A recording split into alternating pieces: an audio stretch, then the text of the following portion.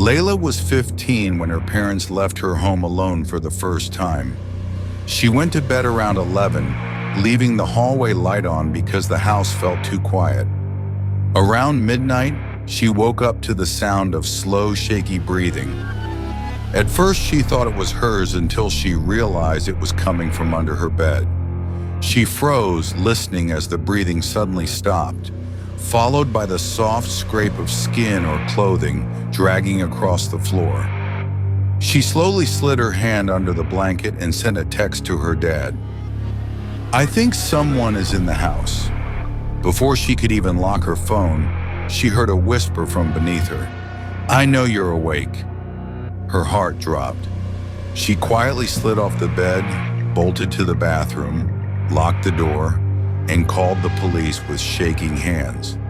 When the officers arrived, they found muddy footprints in her room and a grown man curled up under her bed, holding a kitchen knife.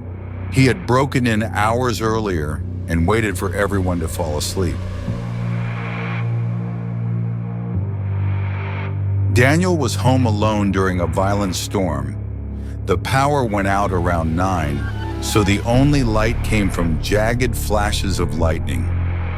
As he sat on the couch waiting for the electricity to return, he began hearing a gentle tapping on his living room window.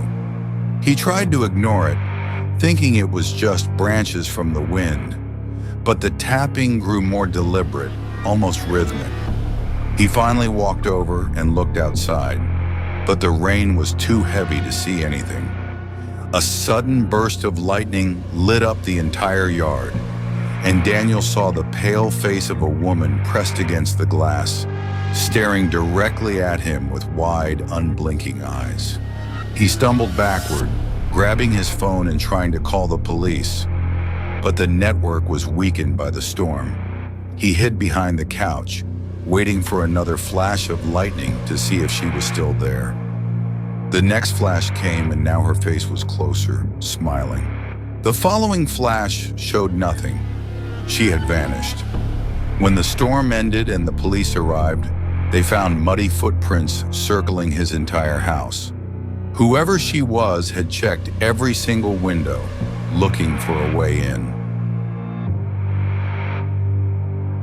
Chica stayed home alone during a long university strike. Every night she heard strange noises in the attic, soft thuds, dragging, and what sounded like distant whispers. She convinced herself it was rats. Then she began noticing food missing from the fridge. Her blanket moved while she slept, and her bedroom door, which she always locked, would be slightly open in the morning. One night she set her phone to record while she slept. The next morning she watched the footage and immediately dropped her phone. At exactly 3:47 a.m., an old man quietly opened the attic door, climbed down the hallway, walked into the kitchen, ate her food, then stood at her bedroom doorway, staring at her sleeping body for almost 10 minutes before climbing back into the attic. When police arrived, they found the man hiding between insulation and storage boxes. He had been living undetected in her attic for 2 weeks. Alex was relaxing on the couch when he received a text from an unknown number saying, "Why did you go upstairs?" He frowned, confused, because he hadn't moved at all. A second message followed seconds later. "Stop walking. You're making it harder." Alex's stomach tightened. He typed back, "Who is this?" The reply came instantly. "Look at the window." Slowly, he turned his head toward the living room curtain. Through the thin fabric, he saw the silhouette of a tall figure standing just inches from the glass. The person lifted something. Alex realized it was a phone. They had been taking pictures of him the entire time. Alex bolted through the back door and ran to a neighbor's house. When police arrived, they found footprints near the window and a still-burning cigarette on the ground. The person had been watching him long before the first text. Mina worked night shifts and had a camera set up in her living room to check on her dog. One night at work, she opened the live feed and nearly dropped her phone.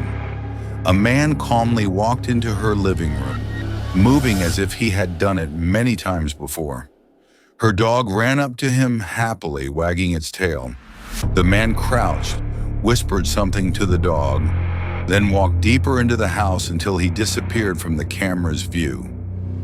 Terrified, Mina immediately called the police. When they arrived, the back door was unlocked, but the man was nowhere to be found. After reviewing earlier footage, officers told her something she will never forget. The same man had been entering her home almost every night for weeks. He always came when she wasn't home, always whispered the same thing to the dog, and always slipped away before sunrise. To this day, no one knows how he got in or where he went.